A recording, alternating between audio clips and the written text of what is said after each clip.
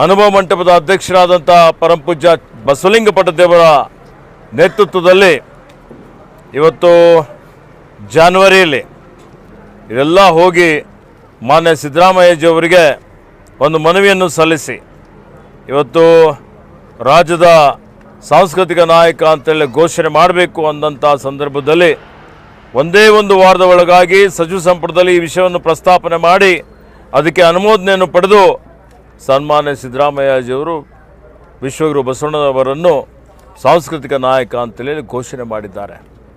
ಇದು ನಮ್ಮೆಲ್ಲರಿಗೆ ಅತ್ಯಂತ ಸಂತಸದ ಒಂದು ಸಂಗತಿಯಾಗಿದೆ ಮತ್ತು ಅವಿರೋಧವಾಗಿ ಎಲ್ಲರೂ ಪ್ರತಿಯೊಬ್ಬರು ಇದಕ್ಕೆ ತಮ್ಮ ಸಚಿವ ಸಂಪುಟದಲ್ಲಿ ಸಮರ್ಥನೆಯನ್ನು ಕೊಟ್ಟಿದ್ದಾರೆ.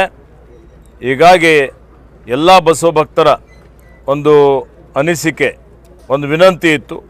ಮಾನ್ಯ ಮುಖ್ಯಮಂತ್ರಿಗಳು ಐತಿಹಾಸಿಕವಾದಂಥ ಒಂದು ಕಾರ್ಯಕ್ರಮವನ್ನು ಮಾಡಿದ್ದಾರೆ, ಒಂದು ಘೋಷಣೆಯನ್ನು ಮಾಡಿದ್ದಾರೆ. ಅವರಿಗೆ ಬಸವಣ್ಣನವರ ಕಾರ್ಯಕ್ಷೇತ್ರ ಎಲ್ಲಿ ಸಾಮಾಜಿಕ ನ್ಯಾಯಕ್ಕಾಗಿ ಬಸವಣ್ಣನವರ ಅಧ್ಯಕ್ಷತೆಯಲ್ಲಿ ಕಾಯಕ, ಸ್ವಾತಂತ್ರ್ಯ, ಸಮಾನತೆ, ದಾಸೋಹ, ಸಹೋದರತ್ವ, ಸಹಬಾಳ್ವೆಯ ತಳದ ಮೇಲೆ ಸುಂದರವಾದಂಥ ಭವ್ಯವಾದಂಥ ಸಮಾಜ ನಿರ್ಮಾಣ ಮಾಡಬೇಕು ಅಂತೇಳಿ ಅವರೇನು ಹೋರಾಟ ಮಾಡ್ತಾರೆ, ಅಸ್ಪೃಶ್ಯತೆ ವಿರುದ್ಧ ಹೋರಾಟ ಮಾಡ್ತಾರೆ, ಕಂದಾಚಾರ, ಜಾತೀಯತೆ ವಿರುದ್ಧ ಹೋರಾಟ ಮಾಡ್ತಾರೆ, ವರ್ಗರಹಿತ, ವರ್ಣರಹಿತ ಸಮಾಜ ನಿರ್ಮಾಣ ಮಾಡಬೇಕು ಅಂತೇಳಿ ಹೇಳಿ ಅವರೇನು ಕನಸಿರುತ್ತೆ.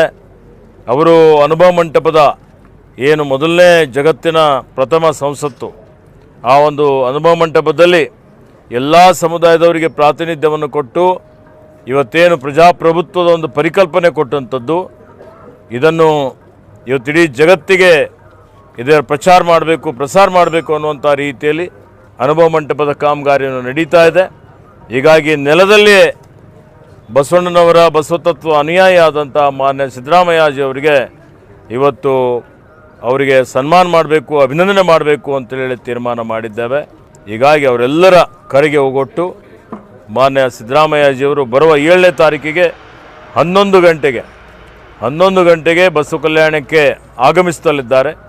ಅವರು ಬೆಂಗಳೂರಿನಿಂದ ವಿಶೇಷ ವಿಮಾನದ ಮುಖಾಂತರ ಬೀದರ್ಗೆ ಬಂದು ಬೀದರ್ ಇವತ್ತು ಏರ್ಪೋರ್ಟಿಂದ ಹೆಲಿಕಾಪ್ಟರ್ ಮುಖಾಂತರ ಬಸವ ಕಲ್ಯಾಣಕ್ಕೆ ಬಂದು ಬಸವ ಕಲ್ಯಾಣದಲ್ಲಿ ಈ ಅಭಿನಂದನಾ ಸಮಾರಂಭದಲ್ಲಿ ಭಾಗವಹಿಸ್ತಾ ಇದ್ದಾರೆ.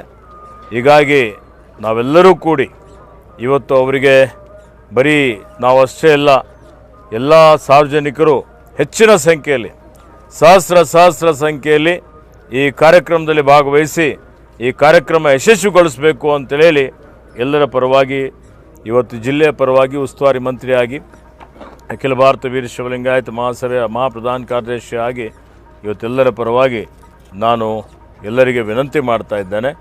ಬನ್ನಿ, ತಾವೆಲ್ಲರೂ ಈ ಕಾರ್ಯಕ್ರಮದಲ್ಲಿ ಭಾಗವಹಿಸಿ ಮಾನ್ಯ ಸಿದ್ದರಾಮಯ್ಯಜಿ ಅವರಿಗೆ ಅಭಿನಂದಿಸೋಣ ಅನ್ನುವಂಥ ಒಂದು ಮಾತನ್ನು ಹೇಳಲಿಕ್ಕೆ ಬಯಸ್ತೀನಿ.